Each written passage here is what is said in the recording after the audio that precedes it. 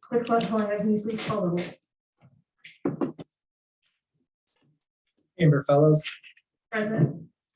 Grant Tillman, Here. Mark Arthur, Present. Roderick Johnson, Present. Jen Eastridge, Here. Amanda Smith, Present. Jack Clark, Brian Foley, Present. Annie Somerville. Present. With 8 present, there's a quorum. Wonderful. Is there a motion to approve the agenda today? All in favor, say aye. Aye, opposed. Agenda is approved. Now I move to excuse that. There's not really a need to excuse. Okay. Yeah, there's not gonna really be a way for us to Okay. kick you off the committee since we only have 5 weeks left. Good to know. Oh, that makes sense. Now we're at the section of the agenda for public comment. Is there any members of the public that would like to address the committee?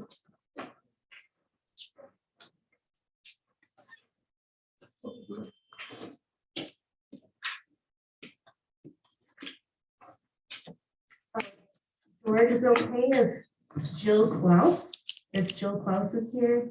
Sir. Would you like to go first? I can go second. Okay. George? Thank you for having me again. Basically, sort of 2 things. One is if you have any questions about the affordability paper that I handed out last week, please ask me at the end. One of the things that was fascinating with planning was there was about 30 minutes spent discussing something that could have been answered rather quickly and sped up with some information from the people in the audience. Today, I'm going to talk about probably a critical benefit that the community needs, and that is parking and traffic. Traffic is more an issue because of Locust Street.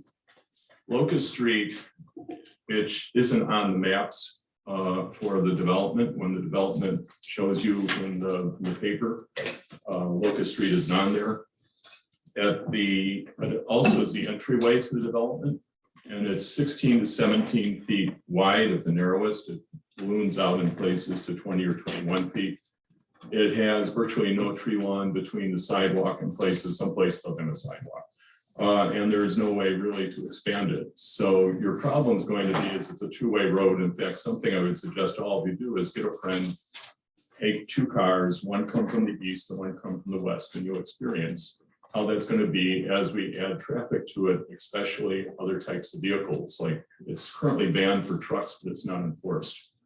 Problem is that when you enter the proposed division, you have a 20-foot road for the most part going through the center of it. And that allows for essentially no space for parking. There's parking for the residents, but there's not any parking for plumbers who might be parking for a long period of time on the road. If they do, an entire lane is blocked. Delivery people, home healthcare aides. I mean, think of all the people who visit houses in the neighborhood, and then think about the fact that there's no parking lane.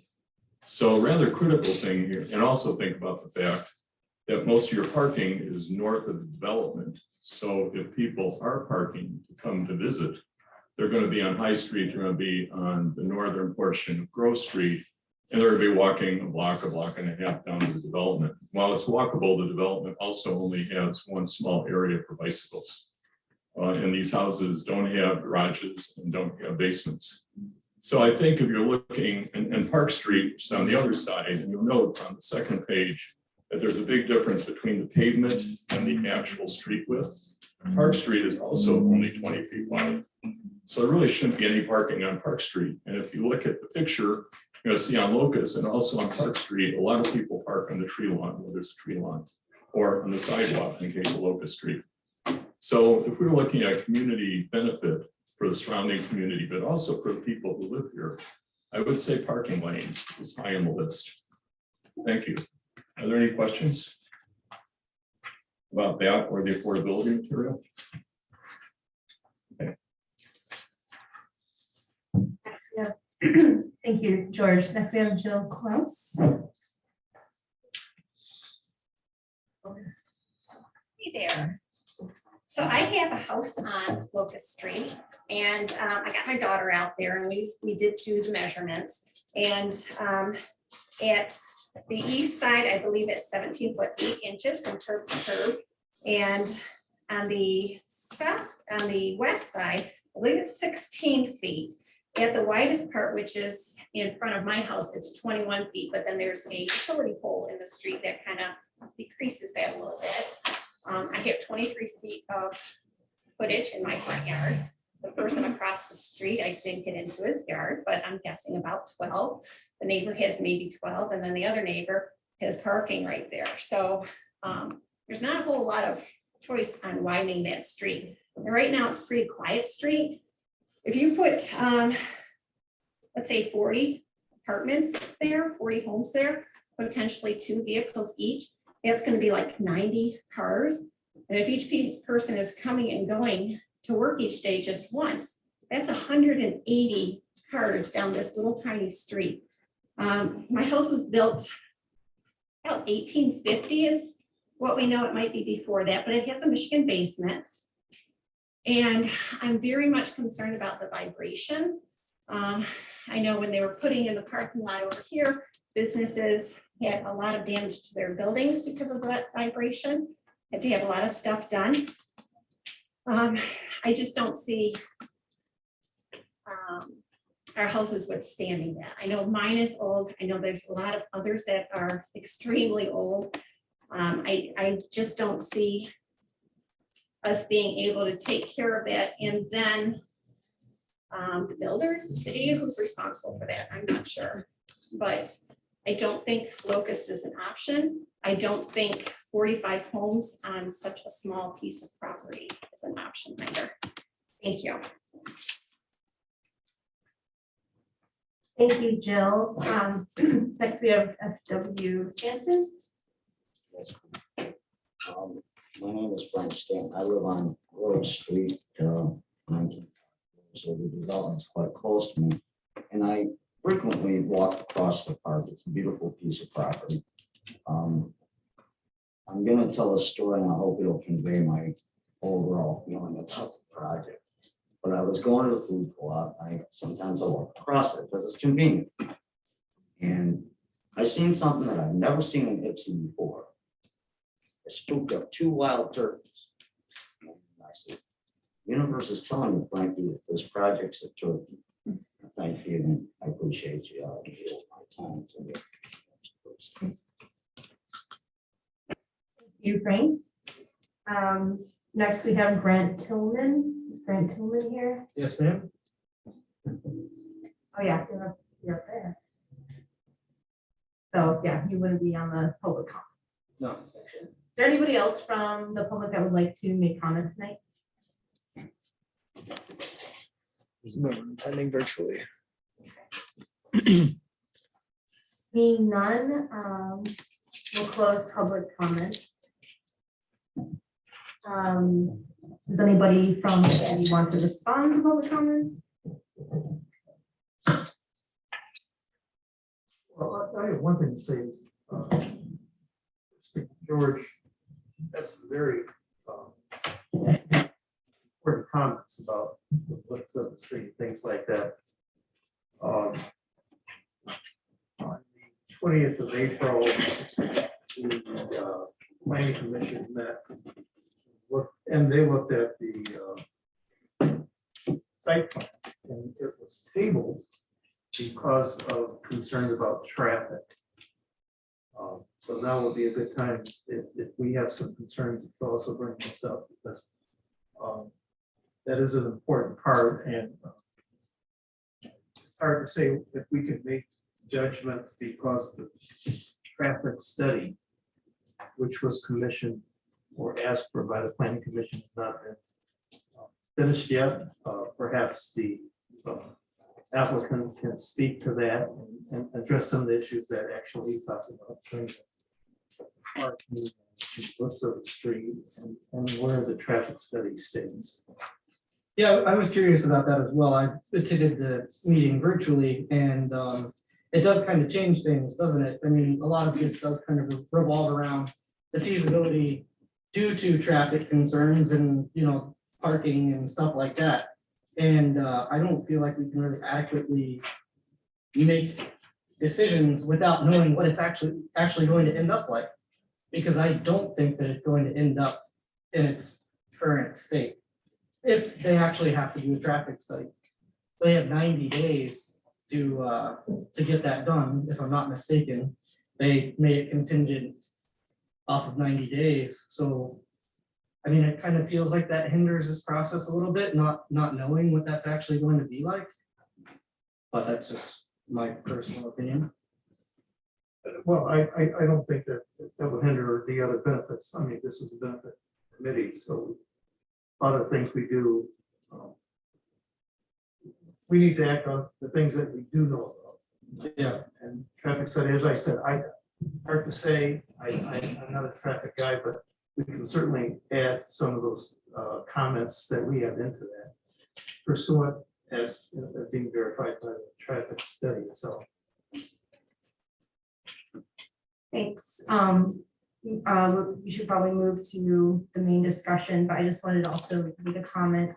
I know folks in the neighborhood have been talking with each other about these issues. I'm just curious if anyone's reached out to the tenants and renters of the Gilbert Mansion to involve them in these discussions, because it seems like they'll be impacted. Some of them we have talked to. There's 2 people in the Gilbert Mansion who are actually part of the listserv.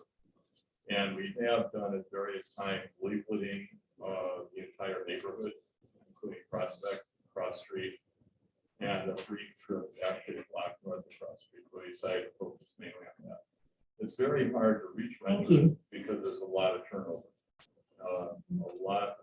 And most of the renters are in Prospect. There's not a lot of turnover in the Gilbert Mansion, but there's also a number of rental units within the neighborhood that are temporary. In other words, people come in. Ink storage. Yeah, Sorry. just for the week, so. Just, we can't dialogue too much, but I appreciate it. Okay, can I entertain a motion to approve the minutes from April 7th? All those in favor say aye. Aye. Opposed? Okay, so we move to section B of the resolution, which is the discussion of proposed community benefits to the developer. I just want to share, in case Brian Foley and Grant Tillman, who weren't at the first meeting, just briefly, we decided to have a pretty loose discussion, we're not going to keep it very formal, pretty open dialogue. And then if we, as a group, as a body, feel like making an action step, then we would use the formal process to do that. But so far, we're just going to keep it a little bit more open, so there's a lower barrier to participating. The formal process would then be Robert Rule of Order. Correct. If we move to making action, then we would use Robert's Rules of Order.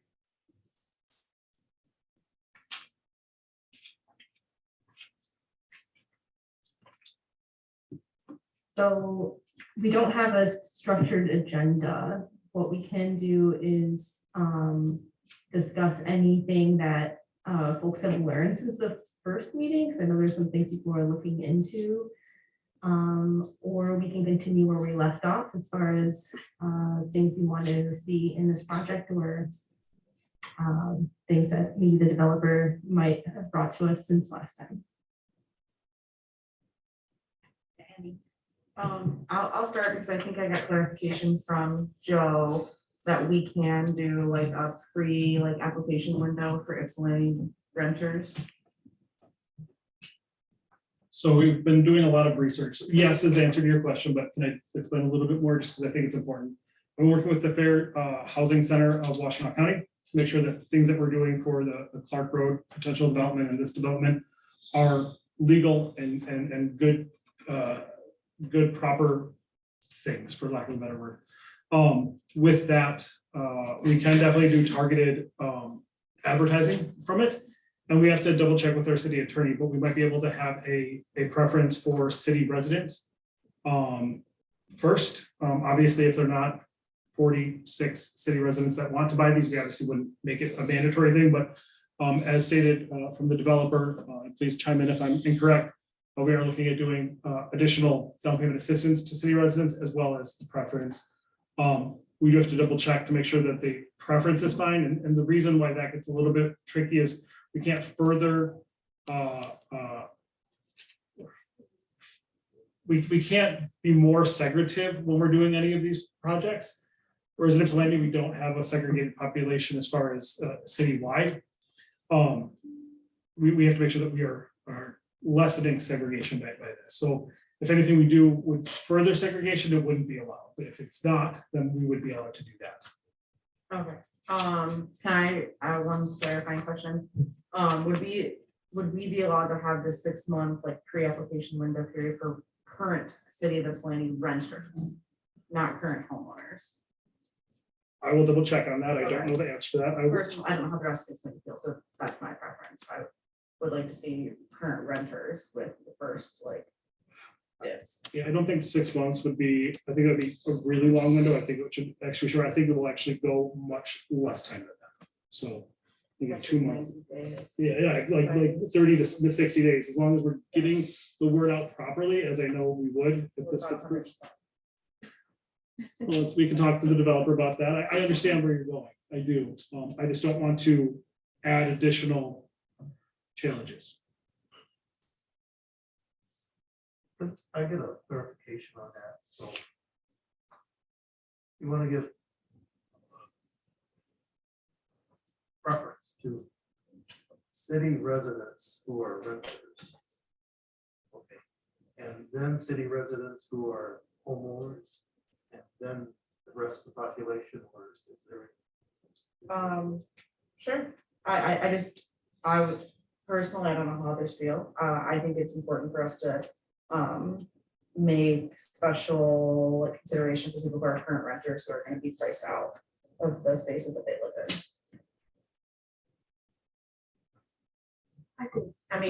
I think that's, I like the idea of that, because this is really about strengthening community and creating opportunity, right? So that's an interesting perspective on allowing people who are renting here in Ypsilanti, who want to further invest and deepen their connection in the community, providing that they're already here and creating their life. Also, I guess I should clarify too, technically, if you're not renting in your house list, I also would like, so I guess I don't know how we would, you don't have to, you cannot be a homeowner, I guess. Could we put that preference to first time homeowners, or am I missing like a barrier here? There could be people who are currently renting that who have owned homes before, but could be Okay. potentially on the verge of being priced out. That makes sense. So I guess I don't know exactly how we can do this, but I think that just makes it logistical, and this is where I would talk to the developer. I'm unaware of how we would. proof of rental or proof of like basically being like housing insecure. Yeah, and We are 100% committed to targeted marketing for renters. We've talked about groups that we want to get in front of, teachers, city employees, churches, all the groups that we want to go to and really make sure that they are fully educated on this opportunity. We want to work with housing counseling agencies to understand their pipeline from rent to own. We want to talk to the Public Housing Commission on their pipeline. But setting aside units for a particular population starts to blur the lines for fair housing. So we have to be very careful that we are not setting aside units, and we will do as much as we can to target existing residents that have the issues that you identified, but we just want to be careful of fair housing. Does one, I was just gonna say, does providing incentives for folks in a targeted population still blur those lines the same way? More than likely not. It's saying that we're gonna set aside 5 of these units for X population and turning away other income qualified home buyers. Like, let's say we set aside the units for an income population, right? And we have a 60% area median income family that comes along and we tell them, no, you can't buy this house because we've set this aside for this population.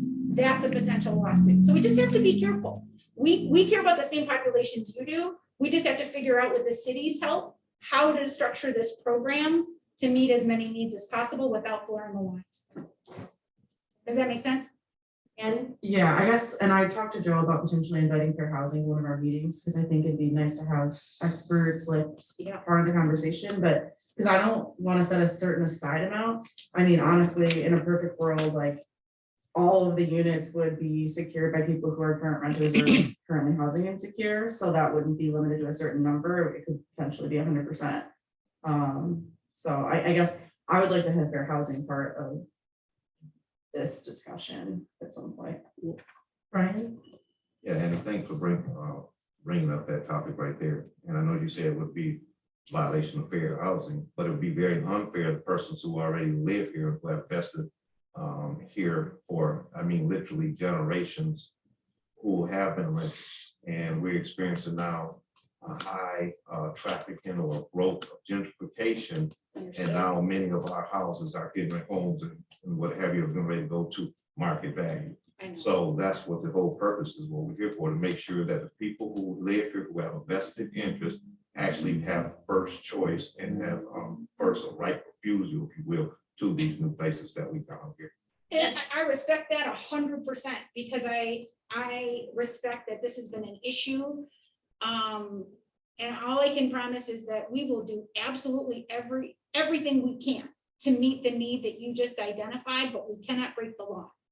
That's all I'm saying. That's what the laws are there for, to be challenged and pressed through the farthest accountable, so that those who live here make sure that those laws are better and that they can get to them. So just make sure that's what we're at. And I agree, and Brian, I just want to mention that we got to talk about right of first refusal a little bit, and I'm very invested in that. So I wouldn't leave it up to just a promise of targeted advertising. I agree with inviting fair housing. I actually thought of maybe inviting them to this meeting, but we probably should invite them for the next meeting, just to, because this might be the centerpiece of the benefits that we can try to negotiate. So I think it's worth putting energy there. Can, Joe, do you think you could?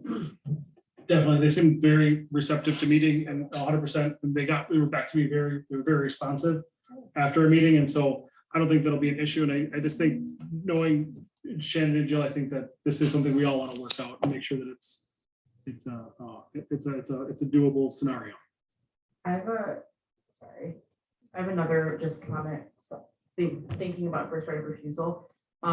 We talked at the last meeting about setting up some sort of mechanism so that if a house after 1 or 2 or 5 years becomes foreclosed or something happens with it, it would go back to like some sort of, it would go back to the same process, so that residents or the city could, like, I don't know, maybe purchase it and then I guess flip it to a homeowner. I don't know how, like, maybe we could talk to the county prosecutor, the county treasurer. I don't know how we could like work out some sort of like arrangement where these homes wouldn't just be like up for grabs by investors if something happens in like 4 to 5 years. Yeah, and talking to the developer, one way that we have come up with is have the affordable units be income qualified like they would be initially.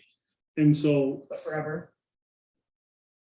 we'll get to that, because I mean, forever is a long time. I guess what I'd be interested in, and I will stop talking after this, is some sort of like deed restrictions so that it always like, it's just like an endless cycle. It goes back to the community, almost like a community land trust, but with, I guess, with the city. The only issue with that is on a purchase, you have to subordinate to the first mortgage. And so a first mortgage of a bank that's gonna be the mortgagor, right?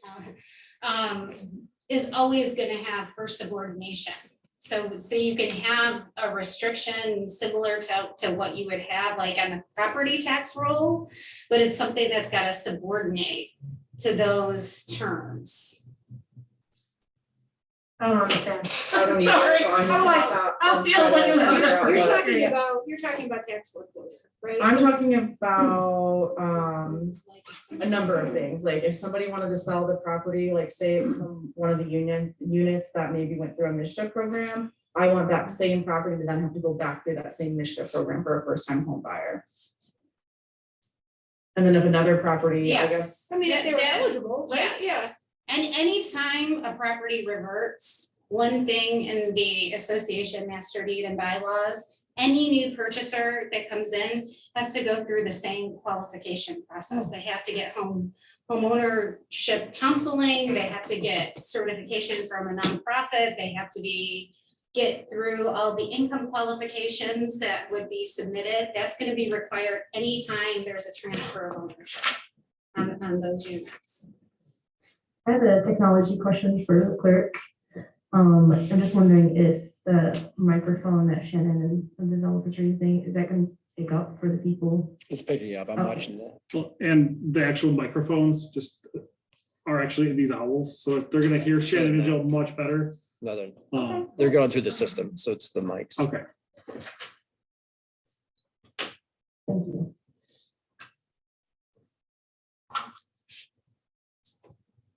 So that kind of, that partially answered your question, right? And wasn't necessarily little the idea bit. of bringing it back to a city. yeah, a little bit. I think part of the problem is there's not an existing land trust in Ixie, and I think we probably have to talk to the county treasurer on like a way to like attach them all to the land bank maybe in the short term, but we don't I feel like I need to do some research before our next meeting, before I can actually have this like this thought fully developed. I guess I would like to see every property kind of like, I don't know, kept like safe from investors. you would like to see things how they should be.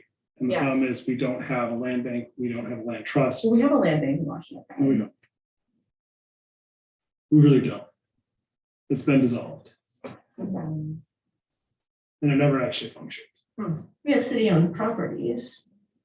Nah, we just have Water Street pretty much now. There's like 2 small ones out there, but Well, we have had city triggered right of first refusal for some properties, right? The city bought the Like the water. property on That's what I'm thinking of, I'm sorry. Washington. So when I say land bank, I guess I'm thinking of that property. Yeah.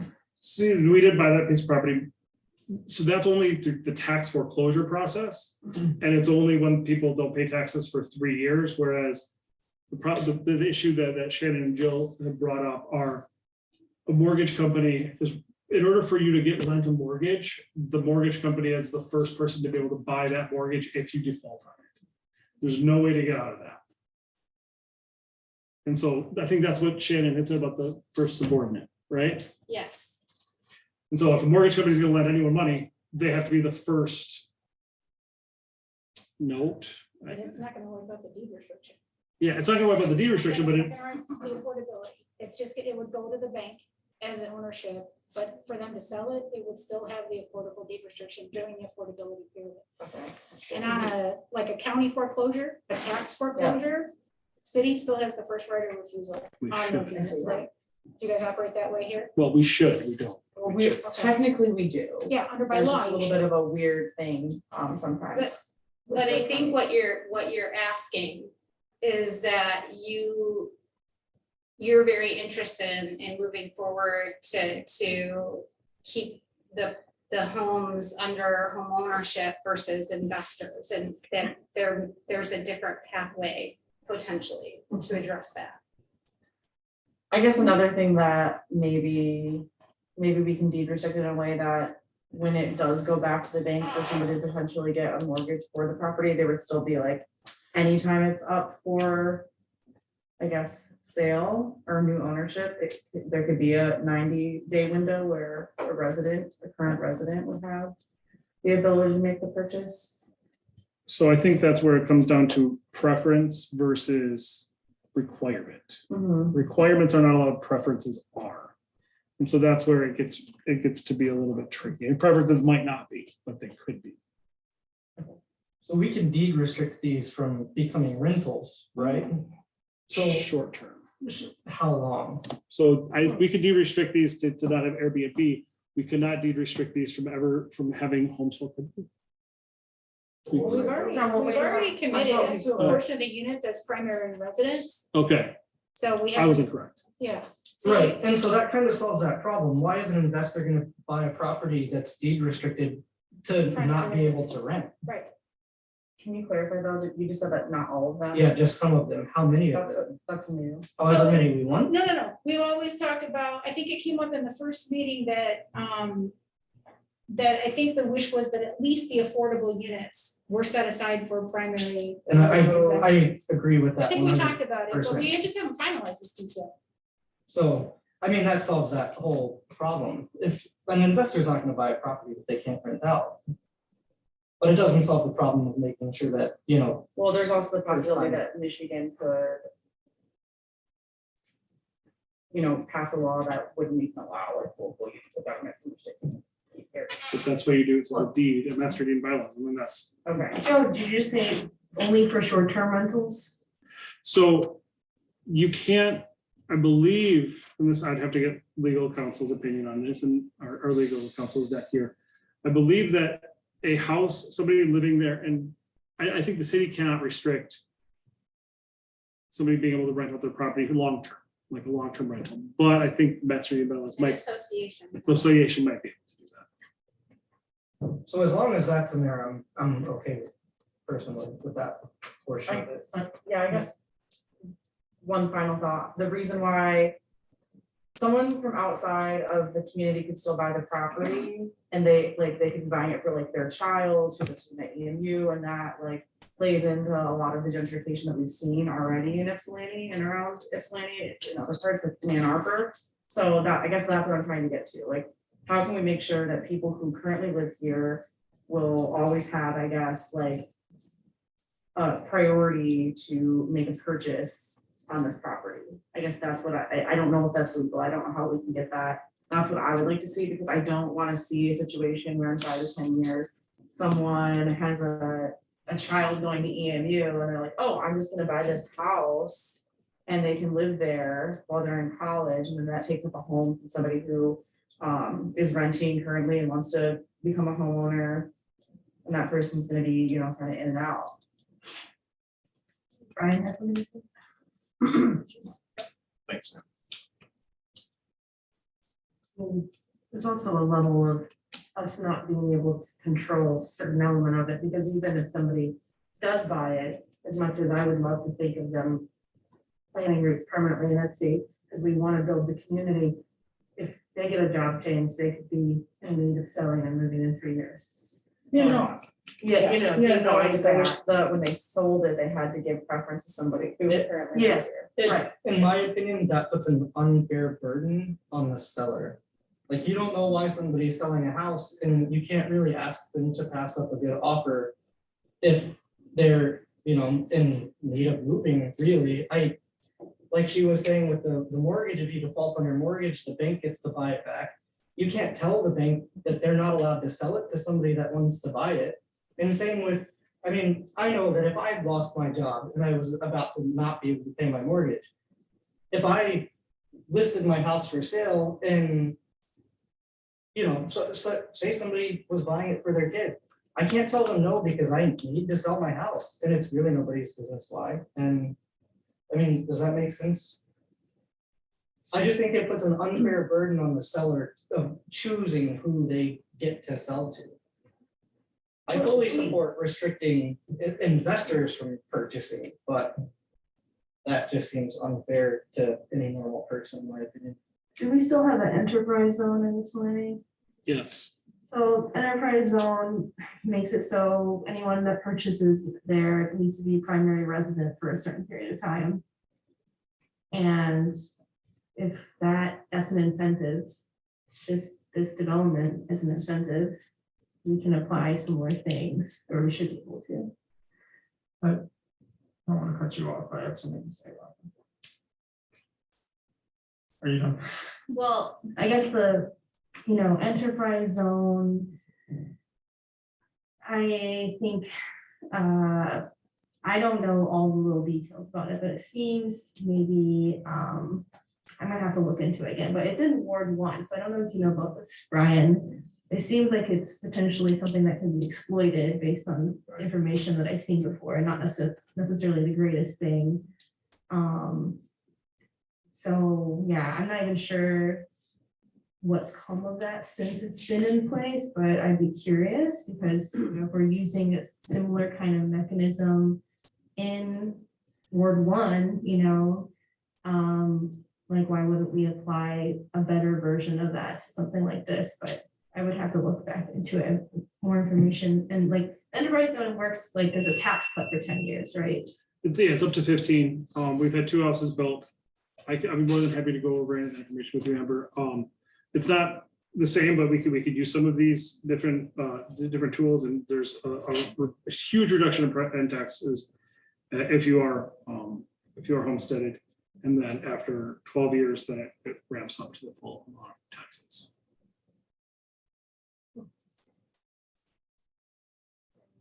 Mark, you're gonna say something? Yeah, I think another tool, I really like that idea, Amber. Another tool that you had brought up, Amber, last week, that I don't know if this is relevant, but might be, the developers were talking about a homeowners association, but I wonder if it was, there was a co-op with a board, that if there was a way to think about long-term rentals as, part of that decision-making process, would be another way to, restrict that possibility. I'm very into that idea.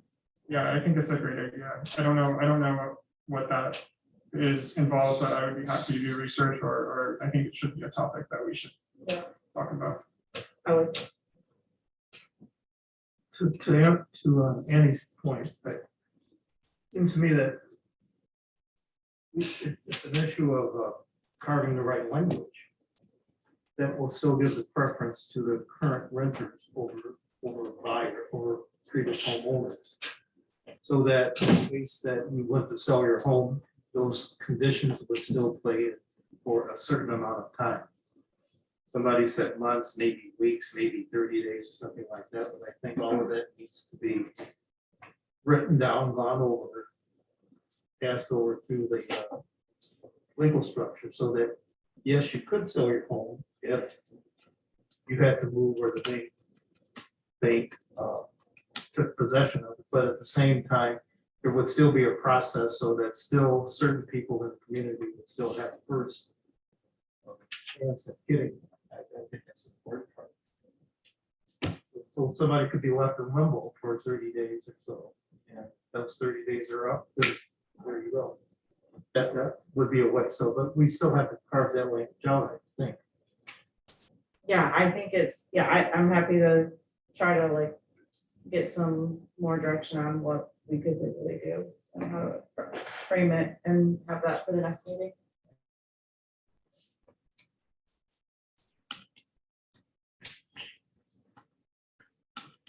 Any other thoughts on this topic? Is this something where we should consider bringing in people from some very active and successful housing co-ops local? I don't know if that's something. I'm open to having, I think, since it seems like we're all really focused on long-term affordability, I think it would actually be really beneficial to take advantage of having people who really know how to structure this come in and talk to us.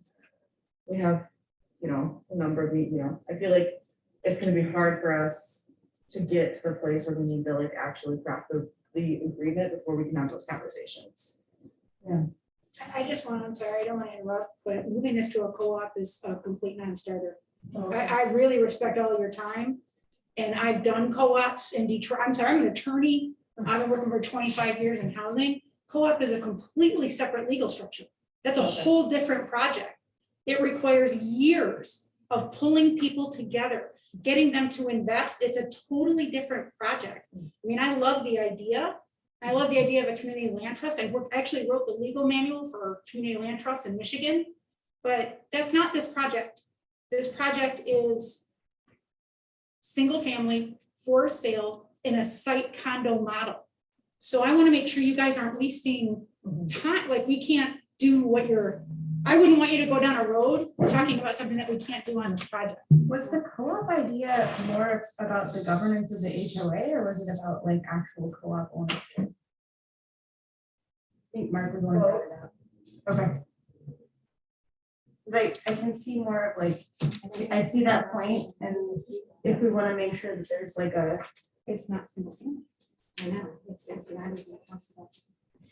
I mean, I appreciate. There's you single, just saying that. there's cooperatives in near, actually in the county and nearby outside the county that are single family home and cooperative governance. But I understand that you have a whole business plan around a different model. I just wonder about, you know, the affordability aspect too of the condo association fees. It really jacks up the price. So, you know, but one of the things I would like to hear from y'all while we're here tonight is I am concerned about disparate impact of things that are trying to be good by, you know, making sure people can afford their homes and stay in their homes or whatever, being also like a barrier to certain groups that are unintended. So I'm curious about, you know, because I heard last time that there's this lengthy process to kind of vet people's incomes and income to debt ratio. So I want to know what that process is, what the debt to income ratio limits are, so we have an accurate understanding of like who's being excluded from being able to purchase.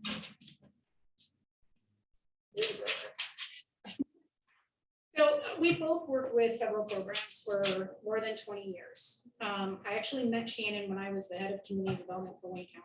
I managed all their HUD money, home CDBG. Every time we did a home buyer project, all the home buyers for the income restricted units had to be qualified. We had to use a housing counseling agency that was certified by HUD to do that income analysis.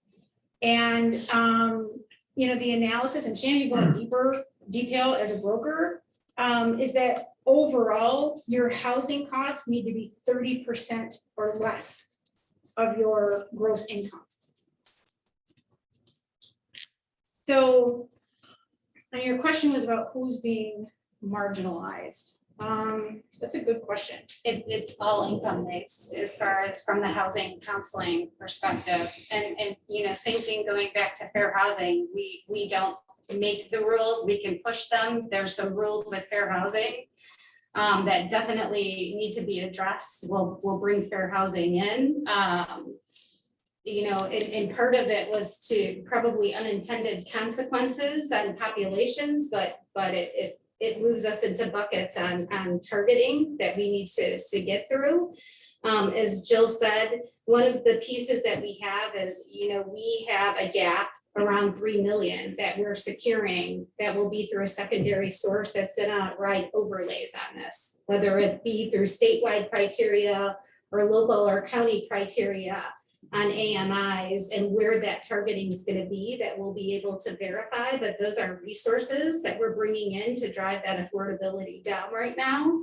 But same thing, what happens is the way that we can be truly create equity and be effective is to go in with marketing local and take full site applications from folks, bring in a series of lenders generally that come from what we call CRA, community redevelopment agencies within the bank that have special portfolios. They go through an application process and it's based on your income and it's based on your DTI.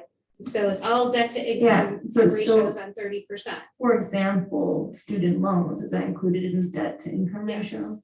So that could severely cut out Yes. millennials. Which, And so no matter what income spectrum you fall in, and this is based on HUD and MISHDA criteria,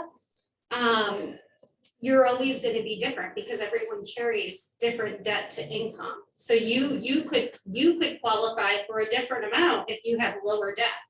So you could be a 60 or 70% area median income, but you may have no debt. That gives you a different qualification bracket that, you know, you're coming in at 80 or 90% area median income and you have a car payment and you have a lot of credit cards and you have student debt. that impacts your 30% of household incomes. So it's very hard to say where you qualify on that homeownership spectrum based on that.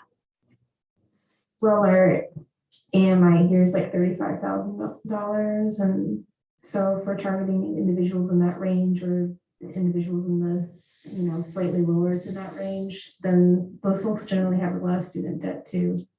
So, and I know compared to the AMI of the county, that's quite low. That's more like the 40% zone. So potentially a big barrier.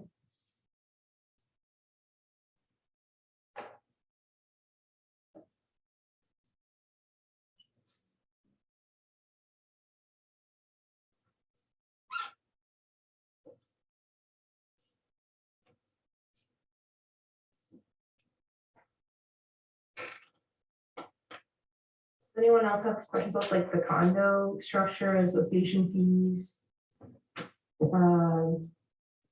Debt to income, anything related to this? The HOA fees, or the condo fees, however that is worded, has that been predetermined on what that would cost and what that would cover specifically? We're still working through that based on, the final gap requirements for that programming. But the HOA fees are mainly going to be for the market rate. The way that we have structured this is that, the roads and sidewalks are public and we're building in loan loss reserves to minimize any impact to anyone on the affordable side. So a lot of the monthly fees for the HOA and that maintenance is going to come on the market rate side and the condo side right now. And let's kind of break that down a little bit so that we can explain. We purposely designed the affordable pieces as detached, single family and duplex so that we would minimize the condo fees for those units. So your point about those fees being detrimental and really creating a situation that would be unaffordable was first on our mind when we did the site plan. So those 5 pads and the 3 pads, those will be market rate because they will have additional condo fees. But all the affordable will be single family detached and duplex. To maximize. Do you know the fees yet? Like the ratio of fees or the exact fees? We don't have that information just yet. As soon as we do, we can share it with you. Right, follow up on a question. So you mentioned that the sidewalks and the street are considered public. Is that, so what about like snow removal? Like who takes care of that? That would be the city. So what about like the sidewalks? Like, I don't know, I shovel my own sidewalks. So I'm just wondering who's. Well, I mean, it's just like, it's single family, so that the association isn't responsible or liable. It would be a homeowner's responsibility on the detached units and the duplexes. And then I do have another question about the HOA. Can you talk a little bit about how the board of directors is formed, what that looks like? Yeah, so the original board of directors is formed from the developer, just in any site condo, when it reaches certain levels of completion of home ownership, generally at a 70–75%. At different stages, it converts, and the public, the homeowners association appoints a board of directors, and the developers move off of it. So at different percentages, there's 2 people, for instance, that would be appointed to the board when it's 50–60% completed. When it reaches 70%, the remaining, and then when it's finished, it converts to be 100% owned by the residents. And that their requirements are to make sure that there's a generally third-party administrator that manages site associations, unless the association feels that they're capable to manage to submit the operating budget, to circulate the required public legal documents as it pertains to master deed and bylaws and any amendments to those master deed and bylaws, and to maintain the operating reserve and legal coverages required. And is there a term for length of time that a member is on the board of directors? It's usually set forth in the bylaws. That hasn't been decided yet. That has not been decided. Is the HOA necessary? Yes, it's required in Michigan, if you're not fully platting the development. We have a very unique requirement. We're one of the few state that actually does what's called a site condo.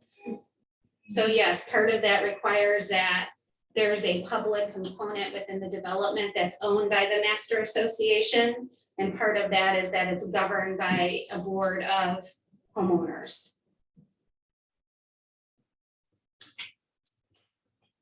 To give a tiny bit of background, Michigan used to have platted areas. Most of the city is platted. We have probably 5 different condo associations in the city. But in, I want to say the late 90s, early 2000s, the developers realized the plat process took about 4 years to get through everything, 2 years minimum. And they could use the Site Condo Act to actually get it through in a much quicker way. And then the state never updated the language because everyone started to do site condos after 2002. And so I have not heard of a platted subdivision in the state of Michigan be created post 2002. I could be incorrect, but I worked in a lot of communities and I've not ever seen a newer platted subdivision.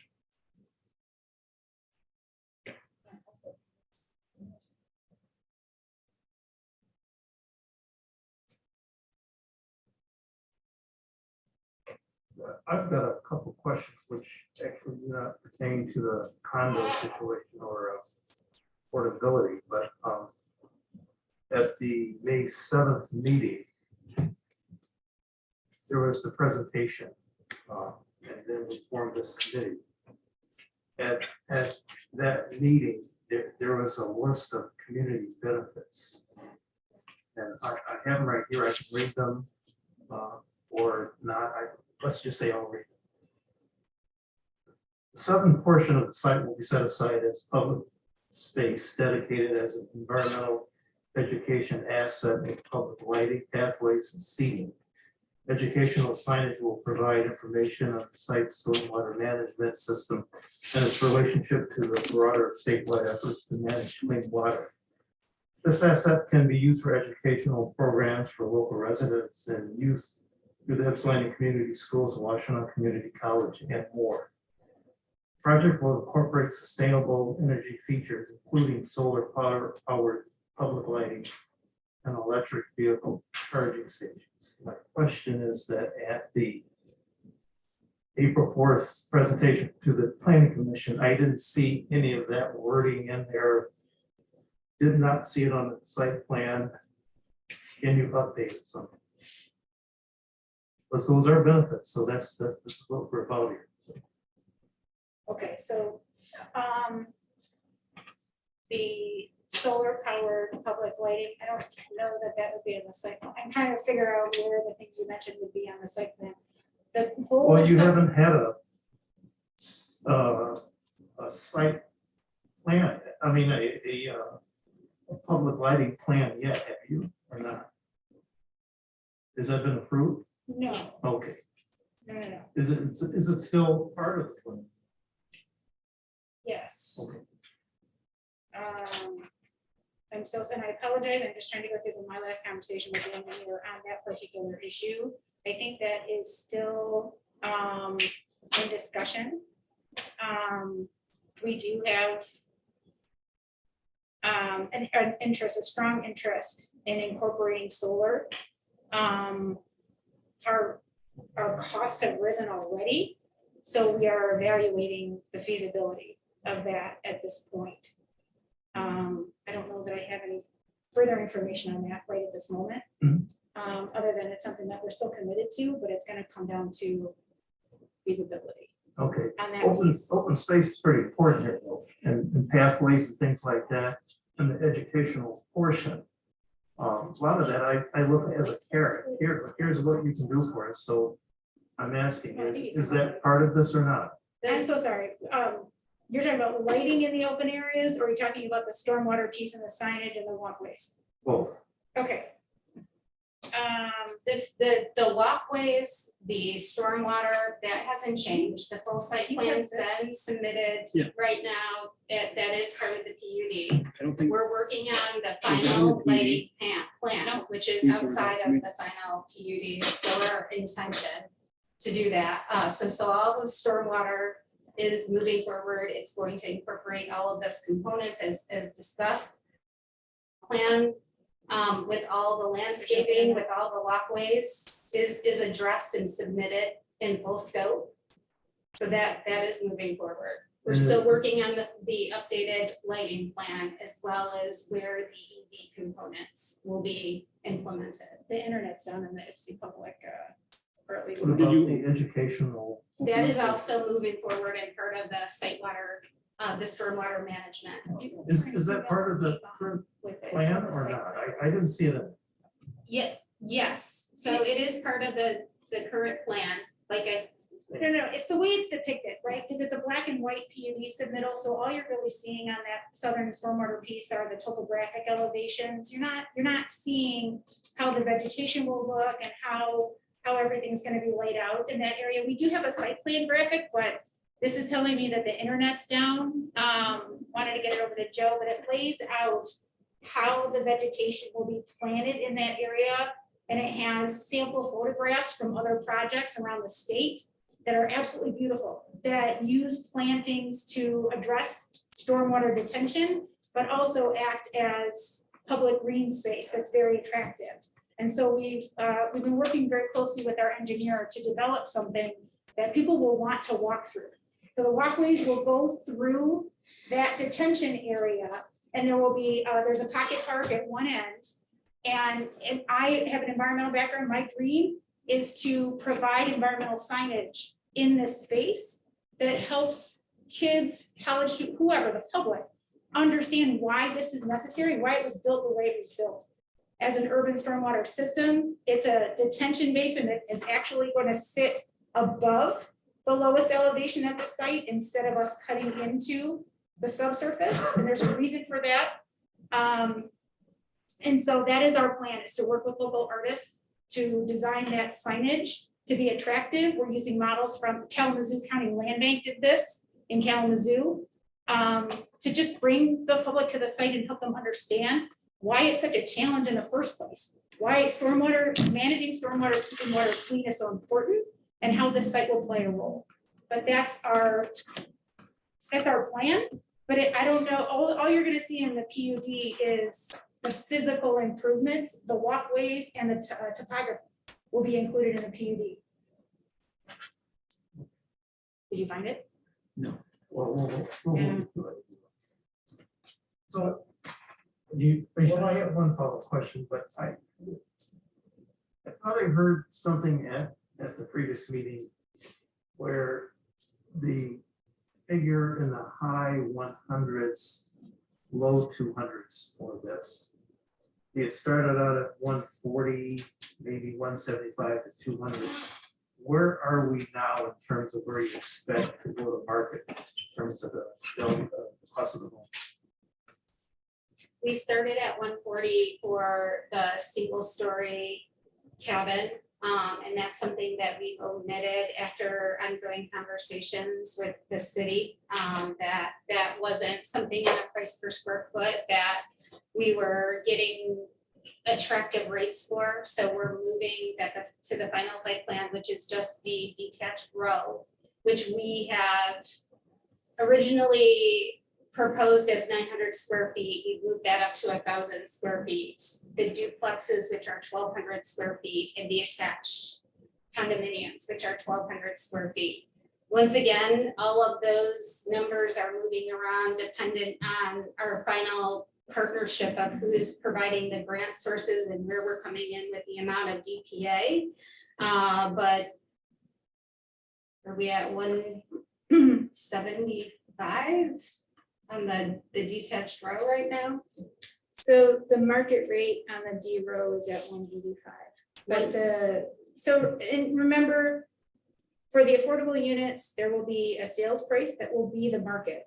It will appraise, based on appraisals of other units in the area.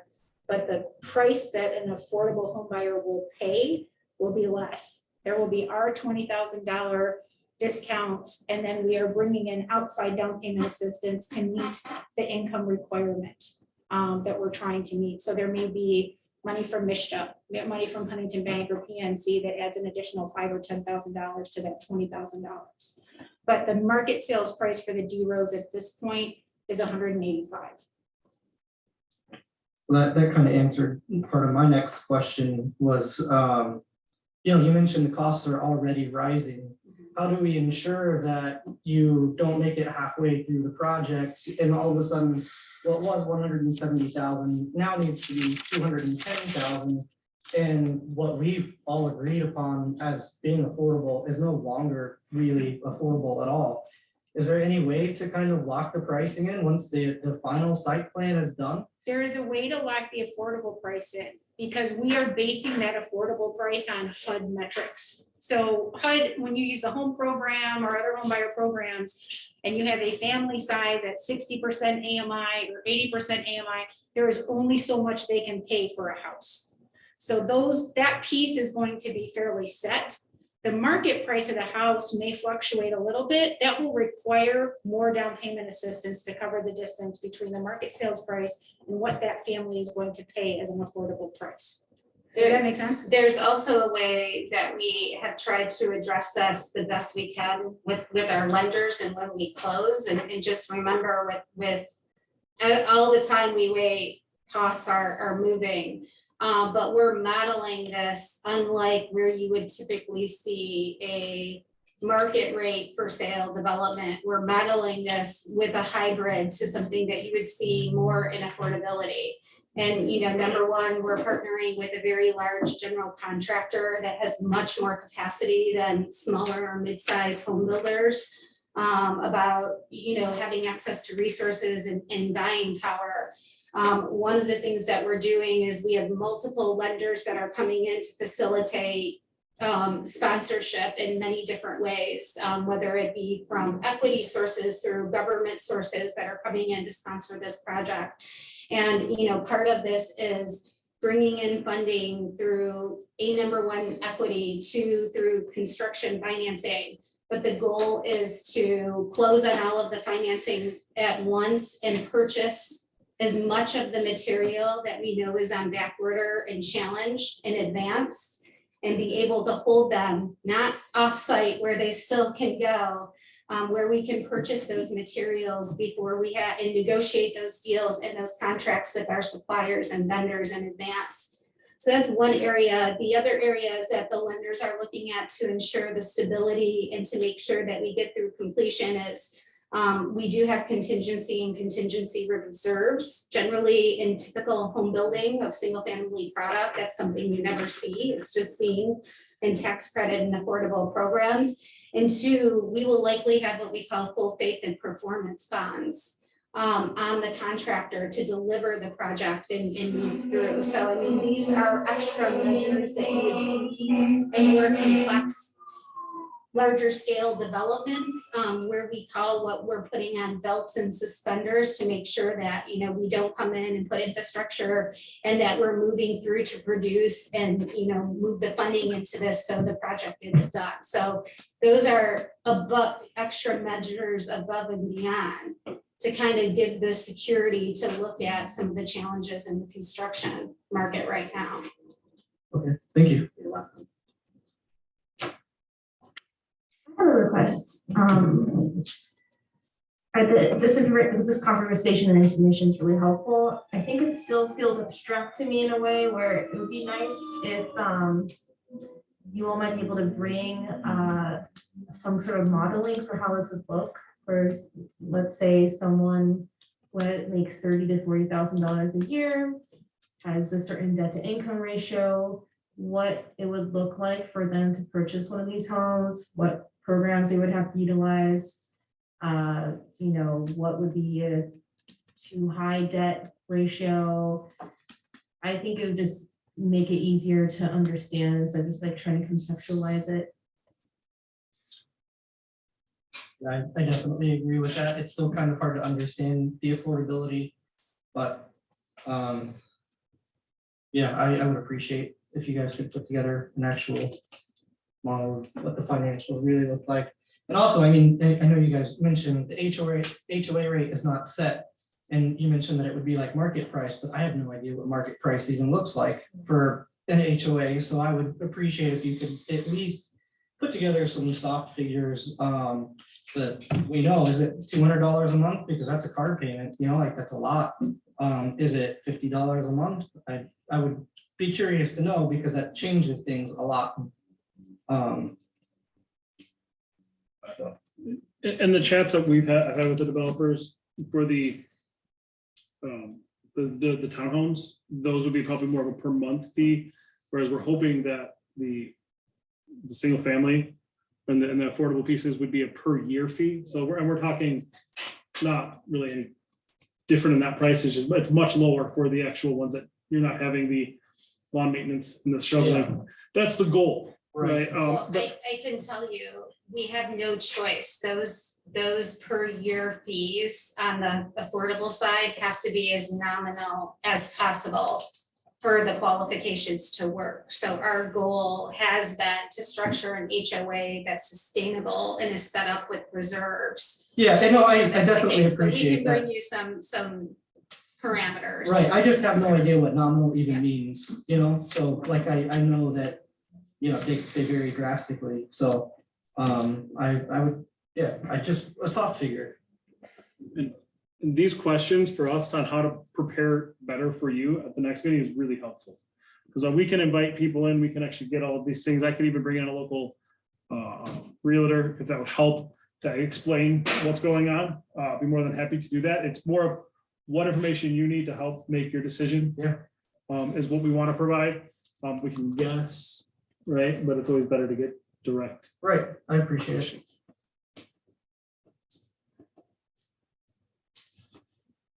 Yeah, I'm just curious, like, who's gonna be approved, you know, and how that would look and what programs you have to utilize and, you know, the process for that. So we kind of have an idea of who, you know, because I understand you'll do targeted ads, but before even getting there, be good for this group to know exactly who these homes are for.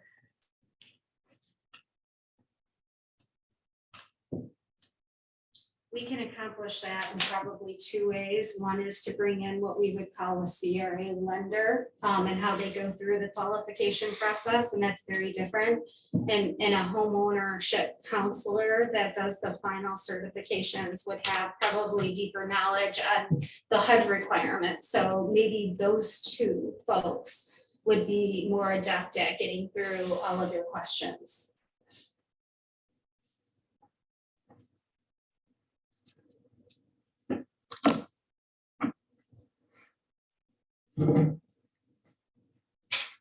Maybe this is a stupid question, but you gotta ask it. Is the amount of the loan still always gonna be the same 2.5?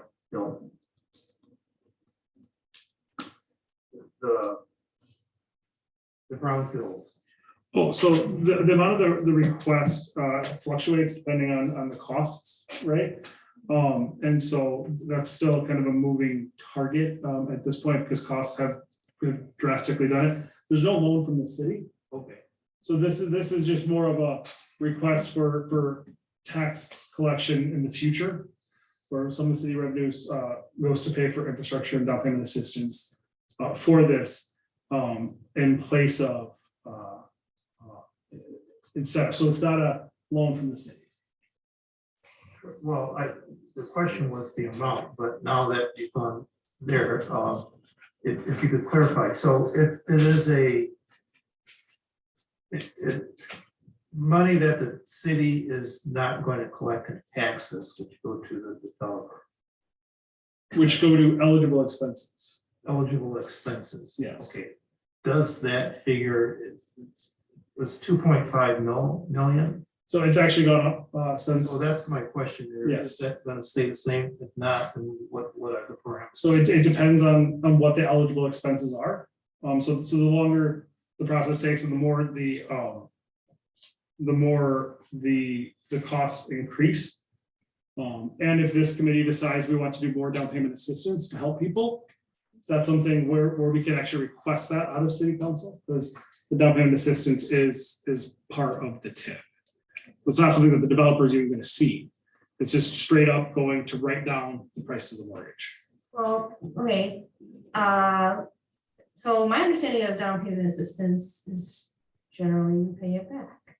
Even with Mishta, you pay it back and you actually pay a higher rate of interest while the life of the loan too. So there's certain downsides to it too. So I guess what we were talking about bringing in some people to kind of explain how that process would work. And I'm not saying that's not a good idea, it could be a good idea, but I'm more curious, like, okay, the market rate house right now is $185,000 for the detached row that's 1,000 square foot, right?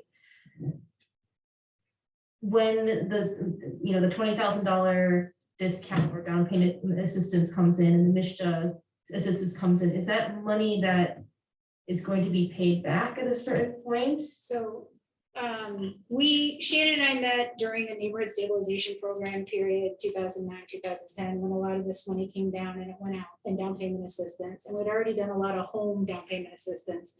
And we structured it the same way.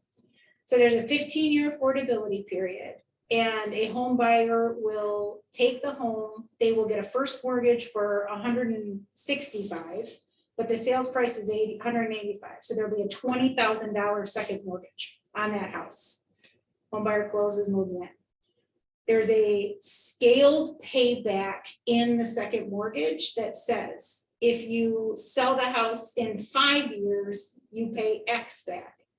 If you sell it in 10 years, you pay less back. If you sell it in 15 years, you pay nothing back. So it's basically a scaled payback that incentivizes a family to stay during the affordability period. What does the interest rate look like on one of those? I've never had an interest rate in my down payment assistance program. Oh, really? So it's, okay. It's dollar That's, for dollar. It has good been to in know. my programs. I know Detroit, Detroit is a little bit more aggressive when it comes to that. So I know there are interest rates in their repayment notes, but I never did it at my And county. I've run programs similar to that in maybe 30 other cities. They didn't have payment insurance. And I did want to clarify one of the questions on Brownfield. We do not own the asset. So, these are direct pass-throughs to buy down the cost of construction for the entire project that are conveyed to the borrowers. We're not a profit-driven model. We don't own the asset. We don't see those benefits of what we're asking for.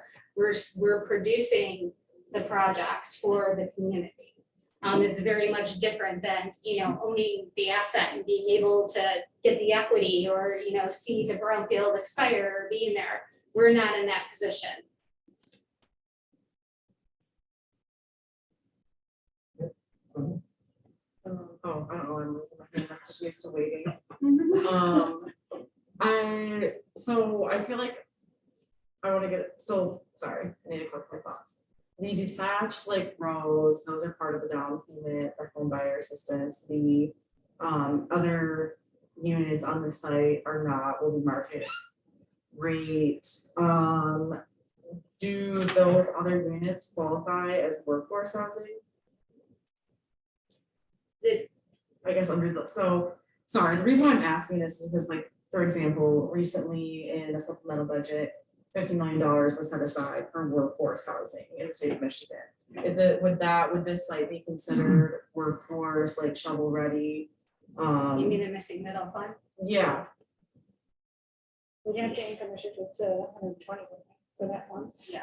Yeah, so I the mean, whole there- site would have to be income restricted. There's still, we actually met with Mishta this week. They walked through this project.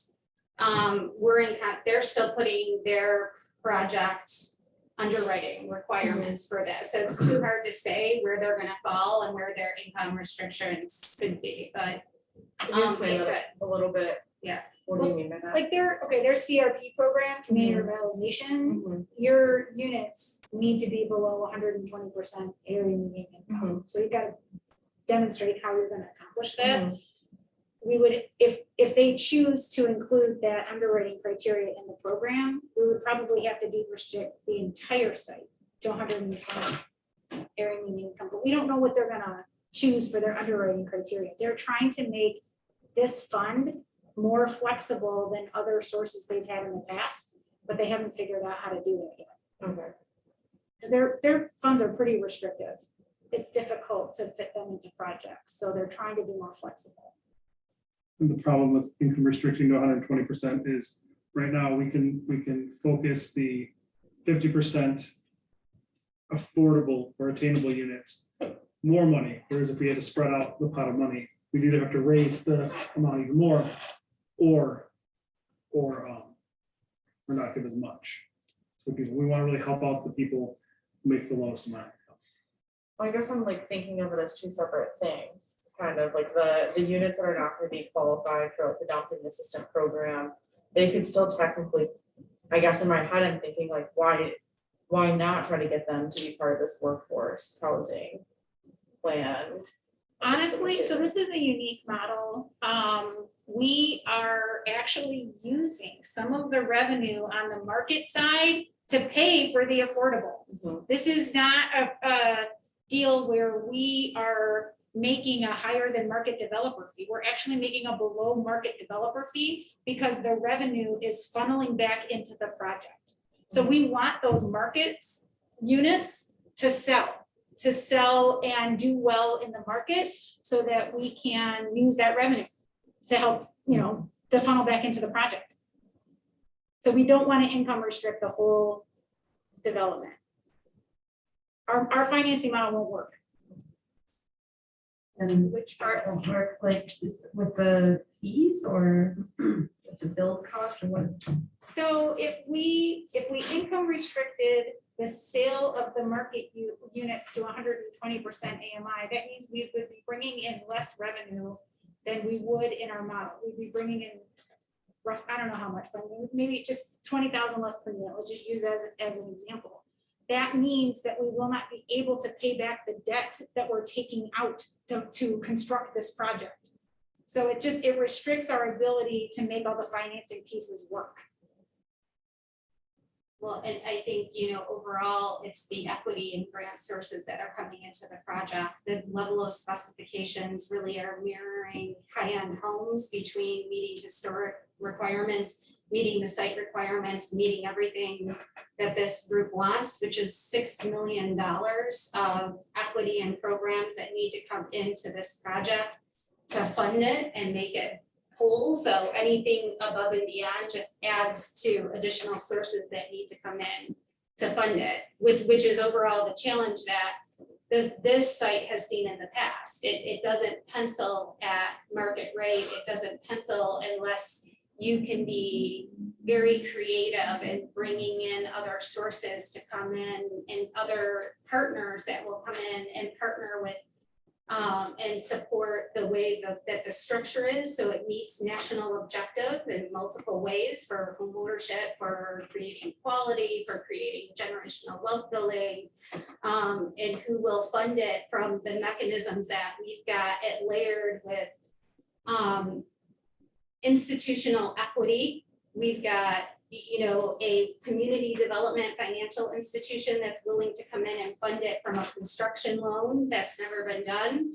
And you have multiple grant sources that believe enough in the model to come in and fill those gaps to make that project deliverable at this price point, and with all of the mechanics that are included with it.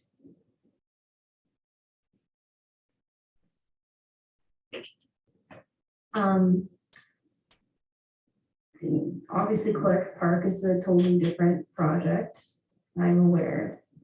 But the committee that just concluded and forwarded their benefits did negotiate with the developer a different mix. So, originally it was like some X amount of apartment units at 40% AMI and whatever, and then they negotiated a higher amount. And there's like a financial piece too, where they're using pilot funds, and I don't even understand this totally, but so the developer said we can provide more affordable units, we just need more funding. And so that's going to go before council at some point, but I think it might be worth exploring, since at least there's, that's a completely affordable development, but they were willing to negotiate the mix between like a higher rate and a lower rate. And I would be curious if you all would be willing to tweak that a little bit, because it's at 50% now, right? So my response to that is, and it always looks as if like we're the developer and we want, it's different. When you look at low-income housing tax credit, it is a completely different method. So it's a tax credit that brings in equity that is designed, the lenders 100% want to see 100% affordable in it. And so as an incentive, that's an easy ask for me as a developer to give that to you. And these type of programs, our lenders, when you look at the fair housing reports that are done and studies done on generational wealth building, want to move a lot of folks into mixed income communities. So it's designed to lift people out of poverty and provide that mix of income. We're providing all units kind of at what we call equitable development or attainable development here. But we specifically built that model because it's something that our funders and partners looked at. But certainly if there's some targeting with other sources, as we talk to a lot of different offices of racial equity right now that have different asks that they'd like to see in here. And we think that there's a healthy response to looking at that if there's specific targeting. But the reason that this model is built that way is specifically because the hardest piece of that is bringing all the funding pieces in. And that's specifically from the foundations and the lenders, all that come from community institutions, the modeling that we've received that they would be willing to fund. That's where this has come from. Just like in the LIHTC that you're working on, the payment in lieu of taxes, the basis points that you get to bring in the equity, and all of those sources are already stacked to do that lower income targeting.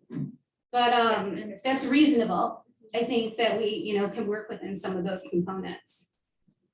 You're saying you can? I would say that everything that's an ask adds to that continuing bottom line, which is why we've got to continue to put these pieces. And the more that we look at getting into those lower incomes, the more funding we're going to need to make sure that they're affordable. And it's going to be a significant amount more in down payment assistance. So that adds to the gap. All of it just it will add to the gap. And so the tax increment financing that we are asking for as the benefit, it is privately financed up front with interest. And at this point, it's really difficult to get that financed outside of 15 years. So I want to be really careful about loading stuff up in the brownfield plan, because we won't, it'll be very difficult for us to finance that through a lender.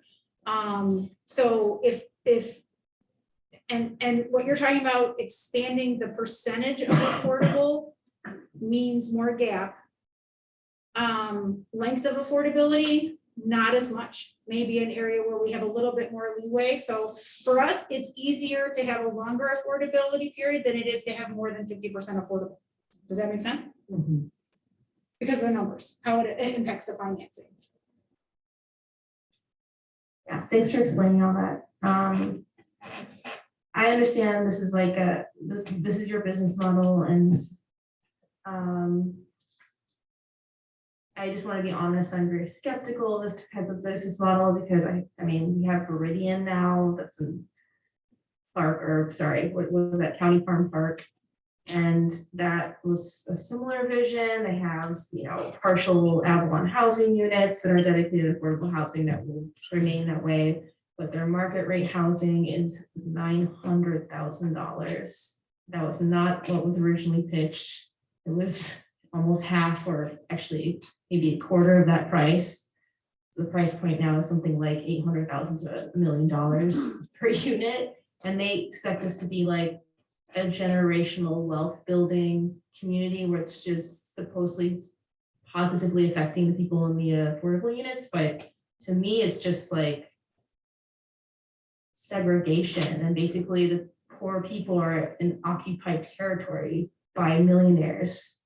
And it's a horrible and a hostile environment for those people, for the low-income people. And yeah, it's like apartheid that we've constructed with public dollars. Well, I want to respond to that, number one, because you don't know us, and I think that's a fair point. But one of the other requirements in this is that we have a development agreement of what we're going to deliver with prices that will be detailed, that will be between us and the city.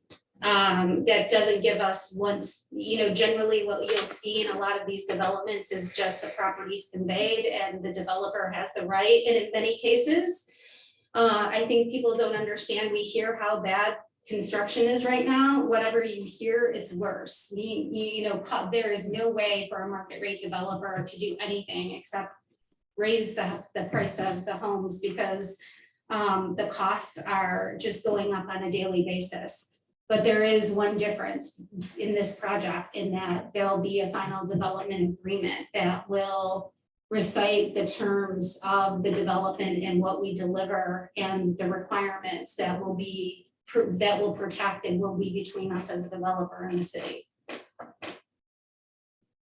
Yeah, I mean, I feel more hopeful that you're not gonna turn around and triple the price, but I think what I would feel more comfortable is if we could negotiate just a higher level of those, guaranteed affordable units with the down payment assistance, then that, would make me feel more comfortable because the promises of some of these, it's like a trendy business model right now. The way it's proposed is so much different than how it's been ending up, like over and over again. And I'm not saying that's what you're trying to do, but I think I would just feel much more comfortable if we could,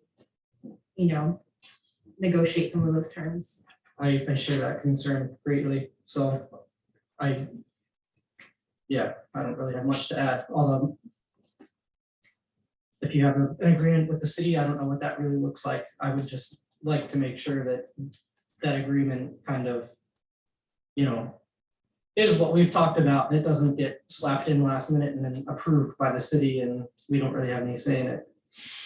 So I don't know how that goes. So I can tell you from my very limited experience, what's happening with the other development, which is we went through a lot of discussion, a lot of really good productive discussion for the Clark Road development.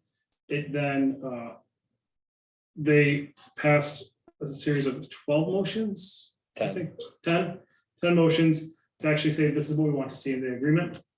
And when that agreement is drafted, we will bring it to you. They haven't seen it yet though. So basically there is some trust period between what this group decides, what gets put in the agreement, and then it goes to council, and council can actually do whatever they want with the agreement. But I think showing good faith, it's, we're assuming that that's not going to happen. But and so what you determine here as motion, and it wasn't all unanimous at the whole board, it'll go into an agreement that is legalese, and then it won't be presented back to this group because there's a time, but then representatives from this group will go to city council with a packet of what happened here. Okay. On another note, what does the fund distribution schedule of the brownfield look like? Like how do they receive the money? Does the money go directly to contractors? Does it what does the flow look like, and when do they get it? I just want to make sure that like if the development ends up halfway completed and they've received the entire loan, that we're not stuck with something that we didn't buy, and we have to pay that back. Well, so, the way the program works, you can only pay back the eligible activities through the taxes that are generated on the site. So if the developer doesn't produce the project to generate the taxes, the developer loses the ability to get paid back. So those are tied together, right? Yep. And so what's gonna happen is we're gonna approve this brownfield plan, hopefully with Washtenaw County Brownfield Authority's help. And we will take out a loan at the very beginning of the project. And the funds go out in the construction schedule. We will close. The acquisition price to the city gets paid to the city. Then we start working on infrastructure. So we'll be doing horizontal, we'll be doing grading, we'll be doing clearing, we'll be doing grubbing. We'll have soil erosion techniques. Then we'll really start looking at the stormwater system, the public infrastructure, start doing the improvements. So the money goes out for, I mean, that piece of the project, all of that is brownfield eligible because of this site, because of its nature. So a lot of that is being covered through the brownfield program. Okay, And then when it comes to the construction and the down payment assistance, the down payment assistance doesn't actually come as cash to the buyer. Like I said, it comes as cash to construct the house. So it gets paid in the payment schedule with the contractor, right?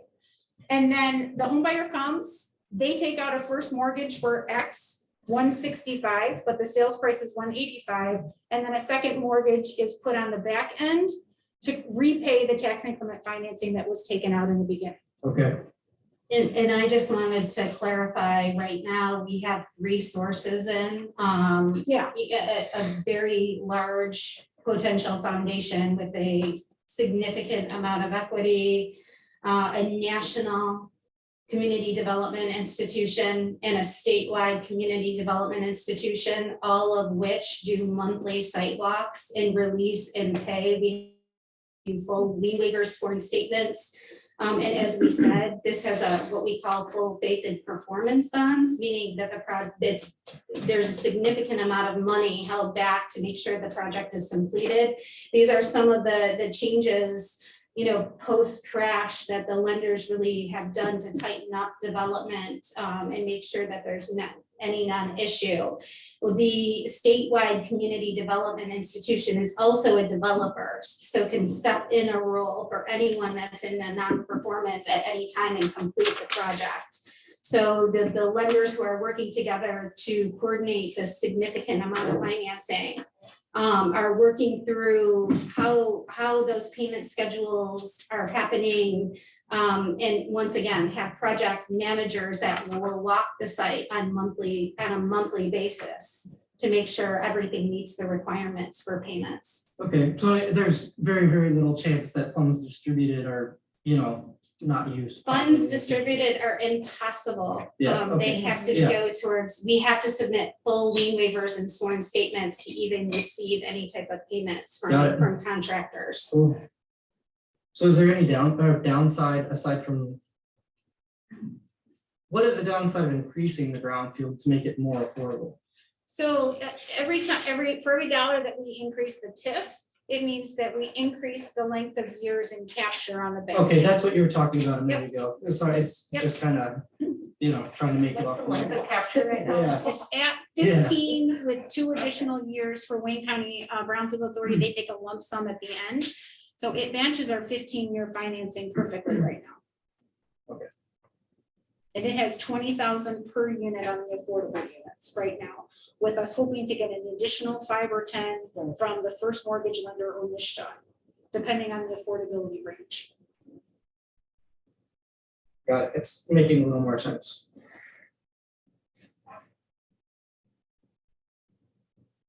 I have a question mainly for Joe. So the race equity office for Washington County is involved? Yes, Okay, just like with helping, just discussions. okay, I'm just kind of curious, so. I don't know how we can work something into this for affordability, but Washington County receives revenue sharing from the state of Michigan for recreational cannabis sales. This year, they got like $1.8 million between the city of Ann Arbor and the city of Ypsilanti. Is there a way to talk about that and a way to try to like leverage cannabis revenue sharing from the county and maybe city to like match it in some way? I mean, I guess I'm kind of like at this point arguing against myself, but so there's a way to get that money though. I guess the reason why I'm bringing it up is because the county's getting revenue sharing because we have cannabis dispensaries. They are not doing anything. They're not managing the permitting process. They don't have to do any follow-up, any inspection, but they get revenue sharing because we have facilities in the city. Same thing for Ann Arbor. So I guess like if we really want to like do anything with like racial equity and kind of like close the gap of the social, anyways, I know where I'm going with this, but there's money, and how do we get that money to go into this project? So first off, we have discussed this with the racial equity office because we want to make sure that what we're doing is equitable, right? And they are the only real racial equity office that we have in the county. Well, there's probably other ones, but that's the one that I know to go to. So we've had early discussions. We have submitted a grant request from Washtenaw County to use some of the art funding for this project. I don't know where that's at. So we're working on all of those avenues. If the city wanted to use some of its revenue sharing to help with down payment assistance. I things guess like that's what I'm kind of getting at, like, how Well, can we what- match county and city stuff for down payment? What I would like to see, and assistance? what I was hoping to actually get this committee to maybe even recommend, is to put the $250,000 the city will be receiving the sale of this property towards the Affordable Housing Fund, help fund further affordable projects, or even this project, if we have some really low income people, to help not put it on the TIF, but put it towards that. And one of the things that we've seen in every other community benefits agreement are things that the city commits themselves to doing for this development, and it's up to this committee. But that's one thing that I think it's a way that the city wouldn't be losing any revenue, and they could put it towards maintaining and furthering affordability for the future. So, and I just want to tag onto that, remember, if someone sells a house 10 years into the program, they will owe a piece of that $20,000 back, but that is going to go to pay back the original TIF loan. So it's not going to go into the pot. So having some money for the next home buyers is essential.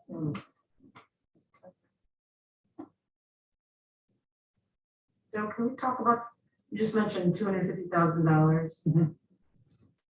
And putting it toward the low income housing fund potentially. And where is the 250 coming from? Sorry. it's- yeah, so- Like following my canvas there. Like, So, as part of the community benefits ordinance, the assessor needs to determine the value of the property. The assessors determined the value of this property at $250,000. The city entered into a purchase agreement with the developer back in August, September-ish, to do that. That's going to be paid to the city once, if there is a closing. And so that money will be available for anything, right? It's a way I've always thought to help further affordability, but that is not something council has fully acted on. And I think it's a way to actually get money to help kickstart a fund that we've tried to kickstart for many years. And we spent some money on the 206, 210 North Washington property, but it's a way to kind of get that back. And hopefully in the next year, we can actually put the 100 and whatever thousand back into it, and we can actually start to grow that fund so we can do some of the really more innovative, creative projects that we want to do. So you're talking about the emergency affordable housing fund? Housing trust fund. Housing trust fund. Well, we can also call it a different fund. Like Okay. I've always looked at it as something to help start a down payment assistance program. But that's my pie in the sky dream. Yeah, my dream is to get that money from the county. Sorry. I just got, that's like the prize. Is that Maybe if somebody, no, I can't say. You have something else to say? No, I just want to make sure that we try to use this project to leverage that money. I just think it belongs here. I can assure you that myself and the developer will be seeking every source imaginable to help fund this project. Yeah, but I want it from that pot. I can assure you that we will pursue every source available. Okay. And I can talk to you after the meeting. Okay. 7:40 p.m. I just want to bring that up because we had talked about trying to keep things at 2 hours. I do want to bring up that the last committee went to midnight on their last session. So that's kind of on my mind as to whether, next meeting or the fourth meeting, we want to prepare for more like 3 hours or something, or even entertain adding a date. But I just want to bring that up now. I think most of our meetings start at 6 p.m. Yeah, and just because I'm feeling it, I just want to give a little history lesson on the Housing Trust Fund, because that was started in 2018 from the public safety millage and mental health millage. Some monies were allocated towards that, and then there was a housing affordability committee under the planning commission that was asked to their opinion of what should be done with the money. And staff was really trying to get a big portion of that money to go towards paying for the master plan kind of consultant. And that committee fought really hard for that not to happen. And so it didn't happen. And that money went towards purchasing the Washington Street development that is still slated to become Avalon Housing at some point, right? So like those monies are important, then they also are not, like Joe said, they're not, I guess, there's no body or committee that, I think the Ann Arbor has like an actual trust board that determines how that money moves. But right now it's just city council can decide whatever they want to do with it. So that would be one factor. If we wanted to put $250,000 into the housing trust, maybe we should ask like for XYZ purposes only or something, because council can just do anything with it. That seems like a very good idea. But I also really glad that, Joe, that you brought up the fact that most CBOs also include asks for the city council for things that, because I'm really interested in asking city council for a couple of things within our CBA asks as well. Thanks. Yeah, I also, one other, I agree with everything you just said, and then one other thing I wanted to tag on to, like, I don't know if, I mean, I think this format is, as a co-chair, I think this format's working well, like hearing, you know, folks' ideas and just having an open discussion, but I wonder if we should think about at some point having like a list or like sort of a more concrete, because I feel like there are, I mean, it's still early, right? There's a lot of ideas floating around, but to sort of, yeah, whittle it down a little bit. That was another idea. I did, on that note, want to bring up an unrelated topic that we haven't discussed tonight. And I was wondering for the committee, our thoughts about looking into crosswalks, and or I know another idea that was floated during the benefits was the idea of like a bridge over the train tracks into Depot Town. I mean, I don't know how feasible that is, but yeah, I'm wondering the committee's feelings about that. And maybe I thought it could be interesting to bring in an engineer or someone who knows about crosswalk design to talk to us about like what that might look like and safety. You mean crosswalk over the railroad tracks themselves? I think there's, I mean, I don't know, I think there's a couple of different places that we could discuss having crosswalks. One of them is over the railroads, that would be an actual bridge, of course. But then I'm thinking also on the sort of, you know, high pedestrian traffic areas that are headed to Depot Town. This project is about walkability, and that's one of the big benefits of it. So I want to, you know, as part of this committee, really think about how that benefit can be implemented through, you know, better design of the crosswalks around the development itself. I do think that the walkability of this project is a huge benefit, not only to the people that would live there, but the surrounding community members who have concerns about car traffic. If we can make it more walkable, busable, then there'll be less people that are reliant on cars needing to use those spaces. I think that is actually a nice mitigation measure to the things that George brought up when he spoke earlier. And that he's been on my mind, because when, you know, a couple of people came up earlier, that was the main point that I heard out of everybody that spoke that was actually related to a benefit, was considering how this project could or could not impact parking in Ipsy, which is clearly an issue, but you know, also can we find ways to move away from car culture in Ipsy by using this project as a model for that. I like the. No, go ahead. I'll talk way too much. No. No, I was just saying, I also feel like, you know, I second that, and I come back to when we are talking about benefits, and if we are trying to consider moving away from car culture too, you know, maybe revisiting one of the points that George did make was that maybe we consider requesting more bicycle parking as a part of that. If it's seen as not having enough. And that's a relatively, in my mind, a simple add-on that would benefit Considering the lack of storage, I definitely agree. Having some sort of covered bicycle parking for the residents would be awesome. Otherwise, where are they gonna put them? It's not like they have a garage or anything of the sort, and the city is investing in new bike lanes and stuff like that. You want people to be able to use them. So I think that's a good idea for sure. I'm thinking that we're getting toward the end of our second meeting. I think it would be a good idea to have everybody have a list of benefits in mind. I think at some point we need to list all our benefits, talk them all through, and eventually take a vote on them. But at the same time, there's still some issues that we're working through that we just aren't there yet in terms of what we need. I have a long list of things I'd like to see. Fencing in terms of safety for the railroad tracks. Extra bikes, there's these pocket parks, what they're gonna look like. A couple of them are pretty close to the tracks, so we need to, we need to have our kids protected. We need to think about what can we do to get a larger percentage of families in here, because families are the people that come in, they stick around, and they will grow your neighborhood.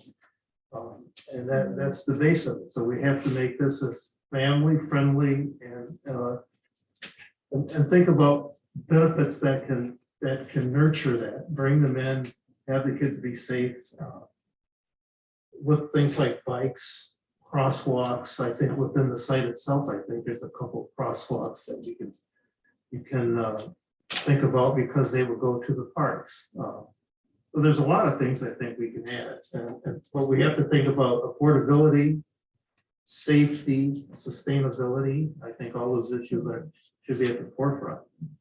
Could we, I think last time we requested that we could have flip chart paper. I would love to see that next time. Let's actually carve out, even if it's like an agenda item on the actual agenda, a quick brainstorm session so we can map out all of those ideas, but then keeping in mind that we don't want to dilute the priority ideas. Like, this committee has clearly set forth affordability as the #1 thing. So knowing that we want to definitely get to that, but also looking at what are all the other things, because I see the list on the back of our agendas, and I think, that was from a meeting that was not complete. It was, it was mostly people airing grievances about this project existing at all, and not really a true brainstorm and envisioning of what this could be if we do this well. I agree. I think we do need like a solid brainstorm session.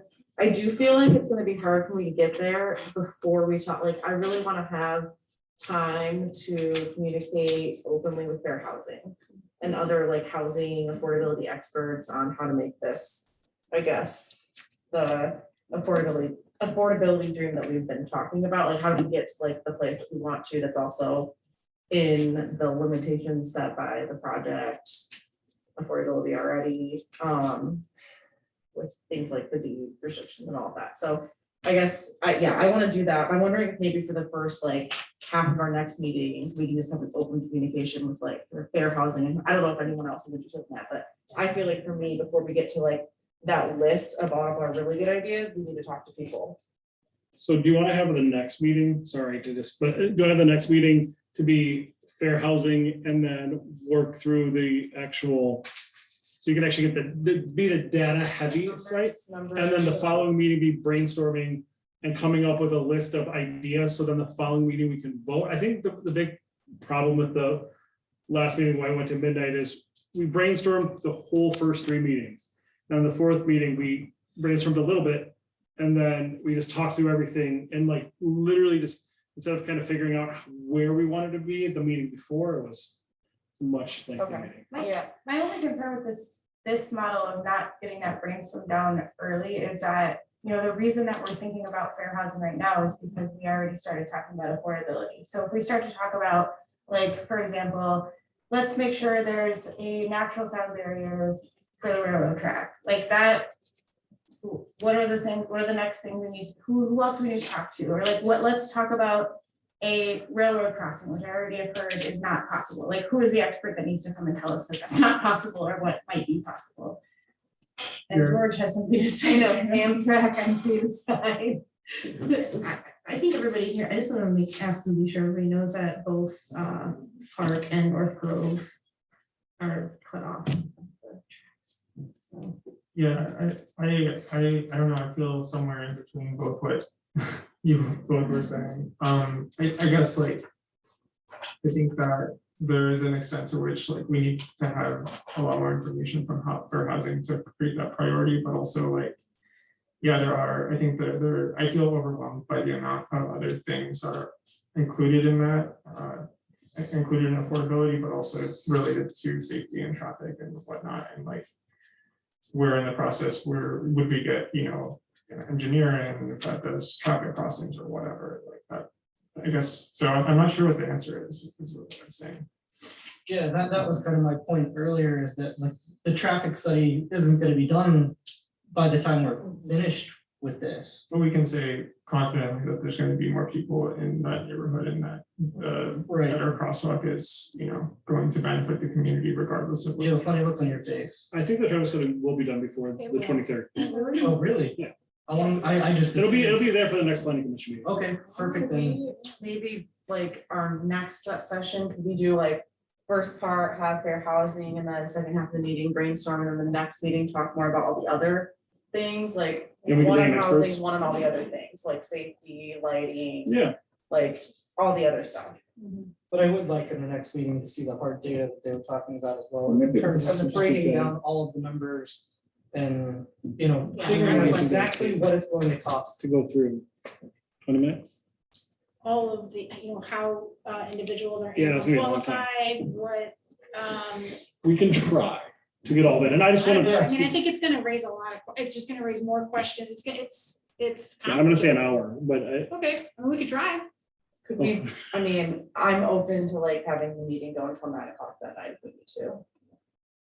I mean, I'm not great with time management, honestly, but, I wonder if a brainstorming session will take that long, for just an initial one, because it seems like ideas are coming along the way through the discussions too.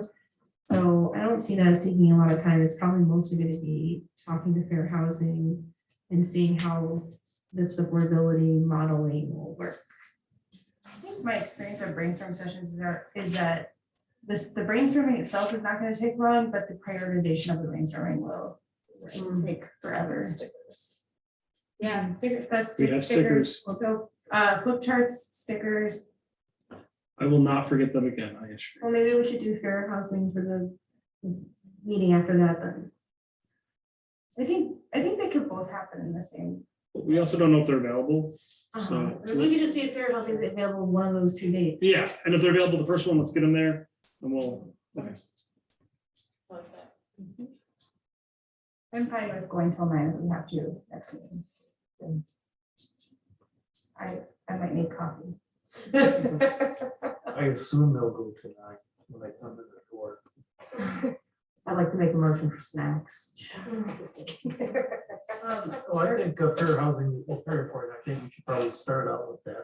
Yeah. Support that because that's the most unknown. That's my weakest part.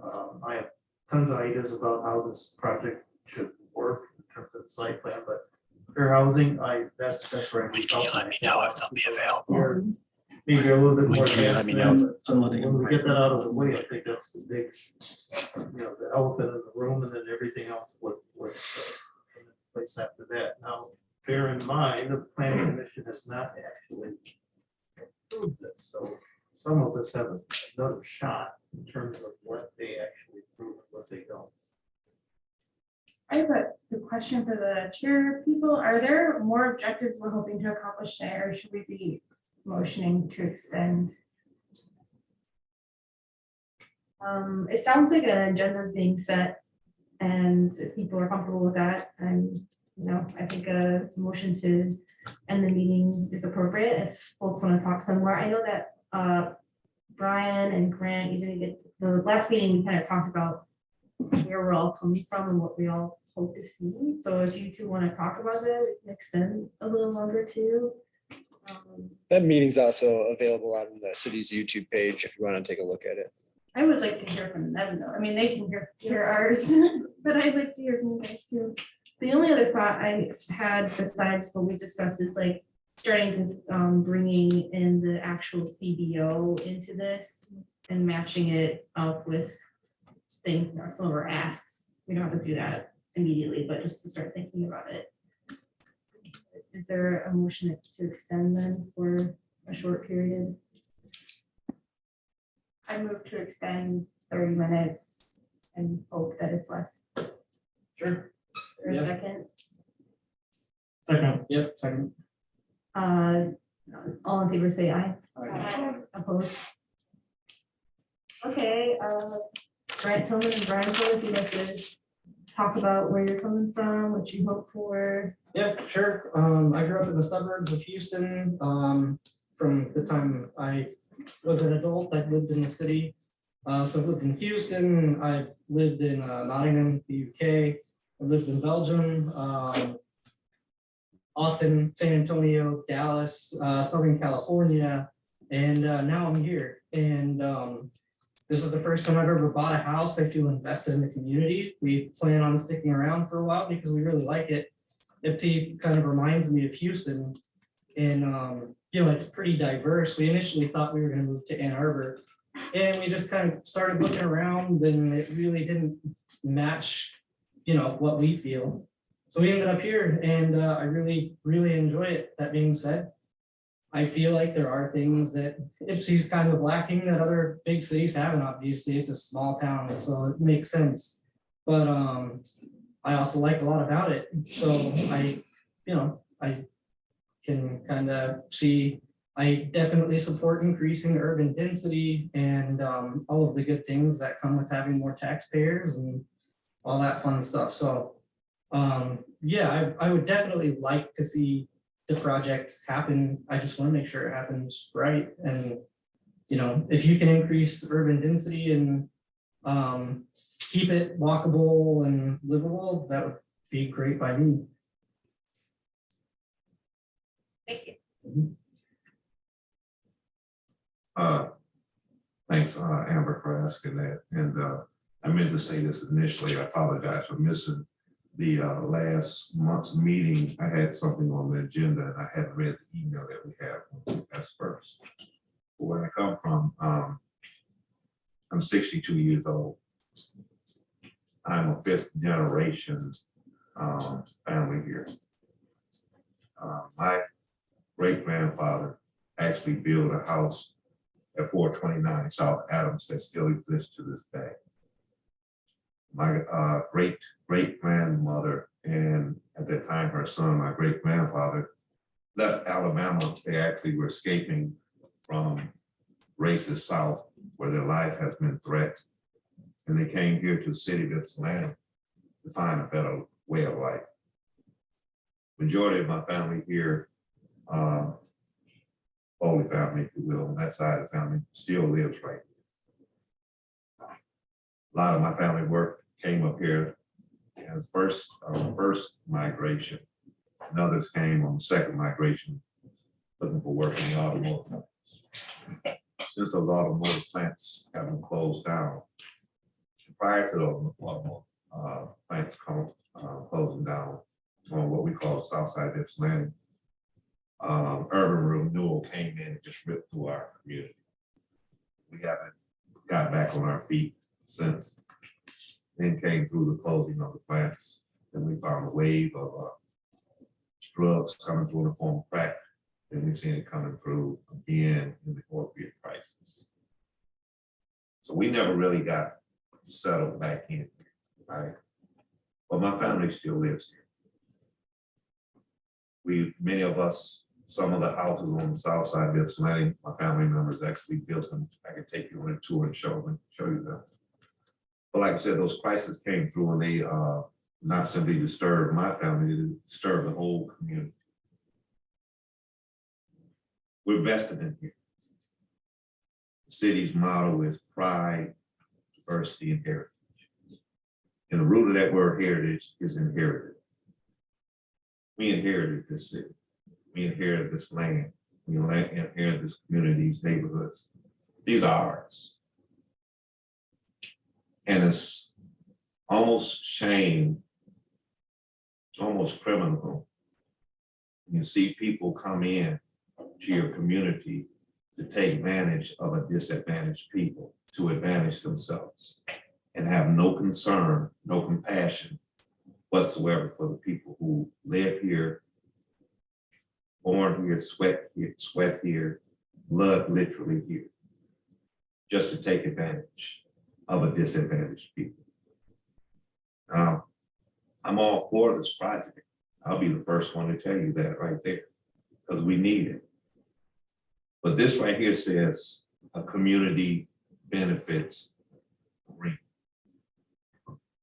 When I read that, I read exactly what the Webster Dictionary is. The community, this community, is to benefit this community, not some people coming in to take advantage and benefit their community, to take advantage of a disadvantaged people. If you're going to build something here, I would love to see it, but make sure that it advantages those people who need most help. People who need most help should get the most help. If we really want to see this thing work, then let's help make sure that it helps everyone.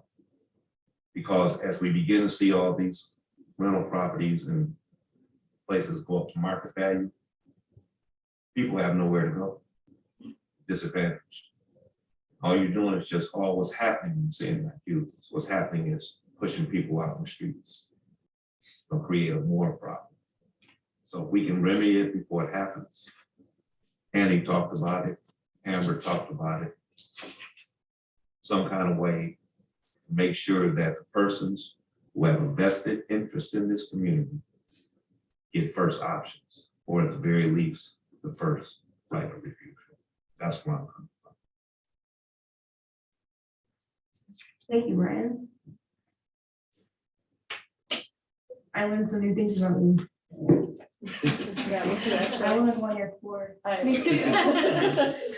But you have to take us one at a time, because it's not legal. Right. I think, is that everything for everyone for tonight? Do we need to set an agenda for next meeting, or does that just happen? Happens between staff and the chairs. Okay, And so Andrew and I both took pretty copious notes. Okay. And we will make sure that you sign off on this, and we have, it'll depend on who we can get. I've already emailed Pam from the Fair Housing Center. And so that's the one beauty of being the chair, is you get to set the agenda. But anyone here can make suggestions to the agenda, and that's kind of what happens tonight, so kind of formed on its own. that's why I asked. Anything else? Confirming that that is Wednesday, May 4th. Our next meeting. Andrew and I will both be very tired. We'll be working the election that day, Day before. day before.